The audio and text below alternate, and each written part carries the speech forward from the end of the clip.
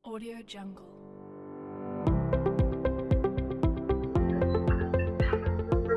Selamat pagi, salam sejahtera bagi kita semua. Apa kabar semuanya? Tentu baik-baik bukan?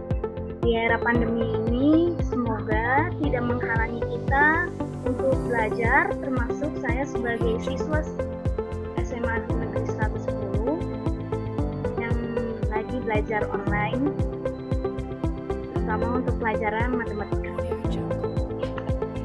Pada kesempatan kali ini, saya akan menjelaskan tentang kedudukan titik, garis, dan bidang bangun ruang, yaitu di bab 3. Ini biodata saya dari 12 IPS 2. Kedudukan titik, garis, dan bidang pada bangun ruang. Nah, ini saya di sini menyediakan gambar, yaitu kedudukan titik terhadap garis, kedudukan titik terhadap bidang, dan kedudukan dua garis. Nah, ini ada penjelasannya juga. Yang pertama, titik. Titik yaitu noktah yang hanya ditentukan letaknya. Yang kedua adalah garis, yaitu himpunan titik-titik. Yang ketiga adalah bidang, yaitu perluasan dari beberapa titik atau garis yang mempunyai panjang dan lebar. Akan saya jelaskan lebih rinci lagi pada slide selanjutnya.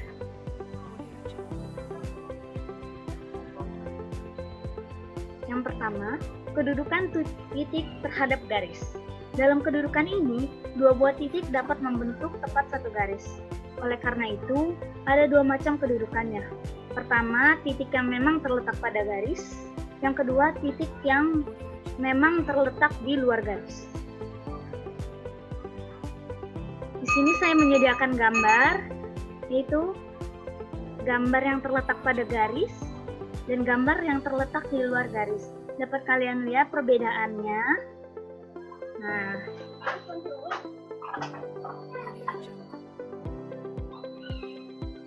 kita masuk kepada yang kedua. Yang kedua adalah kedudukan titik terhadap bidang. Bidang sendiri merupakan gabungan dari beberapa garis yang saling terhubung. Dalam kedudukan ini juga terdapat dua macam. Pertama, titik yang berada di dalam bidang dan titik yang berada di luar bidang. Jadi ini sama seperti yang pertama, cuma bedanya kalau yang pertama itu garis, kalau yang kedua ini adalah bidang. Audio Jungle.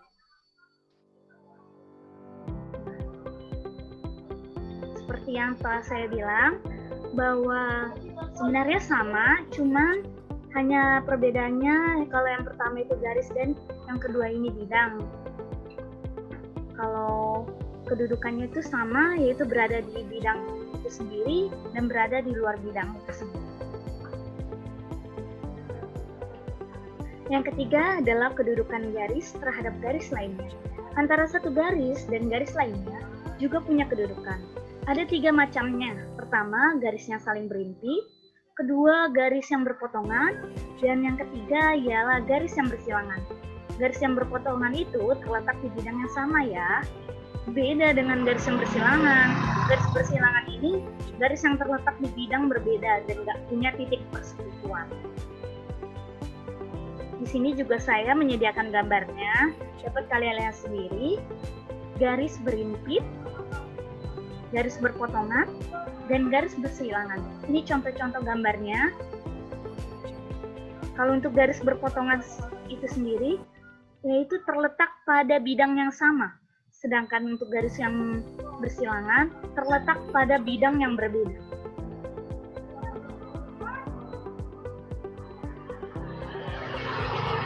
Yang keempat, kedudukan garis terhadap bidang. Garis dan bidang juga bisa saling memiliki kedudukan satu dengan yang lain. Sama seperti poin yang ketiga, ada tiga macam kedudukannya di poin ini. Pertama, garis yang terletak dalam bidang. Yang kedua, garis yang sejajar pada bidang. Dan yang ketiga, garis yang memotong pada bidang. Di sini saya juga menyediakan gambarnya. Dapat kalian lihat sendiri. Garis yang terletak pada bidang, ini gambarnya. Garis yang sejajar pada bidang, ini gambarnya. Dan ini garis yang memotong atau menembus bidang. Ini gambarnya. terlihat seperti pisau dia. Nah, yang kelima atau yang terakhir, kedudukan bidang terhadap bidang lainnya. Kalau yang tadi kedudukan garis terhadap garis lainnya, kalau yang ini kedudukan bidang terhadap bidang lainnya. Nah, sesama bidang pun ternyata punya kedudukannya masing-masing atau saling memiliki kedudukan. Pertama, ada yang namanya dua bidang sejajar, yaitu nggak ada yang lebih besar atau nggak ada yang lebih kecil, semuanya sama-sama sejajar. Kedua, ialah dua bidang yang saling berimpit, artinya ada bidang di dalam bidang itu sendiri. Contohnya, aku mau ngasih contoh, yaitu kayak kalian yang punya grup WA, terus ada semacam grup IG-nya gitu deh. Nah, yang ketiga ialah dua bidang yang saling berpotong. Nah, di sini saya juga menyediakan gambarnya. Dapat kalian lihat sendiri, bidang A berimpit dengan bidang ini. Lalu ini bidang A yang sejajar. Dan ini bidang yang berpotongan. Dapat kalian lihat sendiri ya, dan dapat kalian simpulkan bagaimana perbedaannya masing-masing. Nah, di sini aku juga nyediain tugas nih. Apa ya tugasnya? Yuk kita lihat. Nah, perhatikan kubus ABCD EFGH di bawah ini. Garis BD bersilang dengan garis apa ya? Kira-kira jawabannya yang mana ya? Perlu kamu ingat bahwa dua garis itu dikatakan bersilangan jika dua garis tersebut tidak sebidang. Oke deh, perhatikan seksama yuk penjelasannya.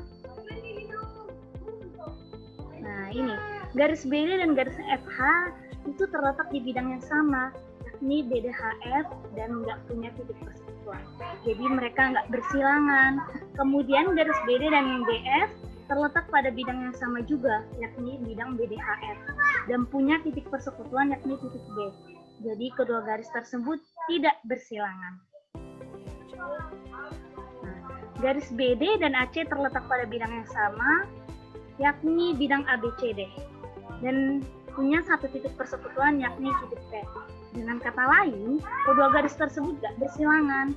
Kemudian garis BD dan HT juga terletak pada bidang yang sama, yakni bidang BDHF dan punya satu titik persekutuan titik B, sehingga garis tersebut tidak bersilangan.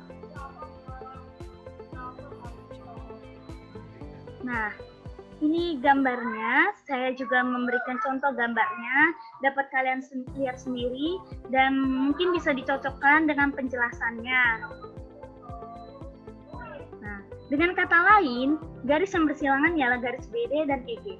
Yaps, kedua garis tersebut kalau punya perhatian nggak punya titik persekutuan dan tidak berada di bidang yang sama. Oke, sampai sini dulu ya. Oh ya, sebelumnya aku punya quotes buat kalian. This is a quote, word full of wisdom that someone important said and can make the reader get inspired. Nah, refleksi dan evaluasinya. Gimana nih soal latihan dan penjelasannya? Sudah cukup belum? Nah, kalau ada kesalahan, mohon dimaafkan karena saya sebagai siswa juga masih perlu banyak belajar. Nah, kalau mau penjelasan lebih lengkap dan menarik, yuk sama-sama belajar bareng aku. Jangan terlalu tegang ya belajarnya, santai but serius aja. Sampai ketemu di materi selanjutnya. Bye.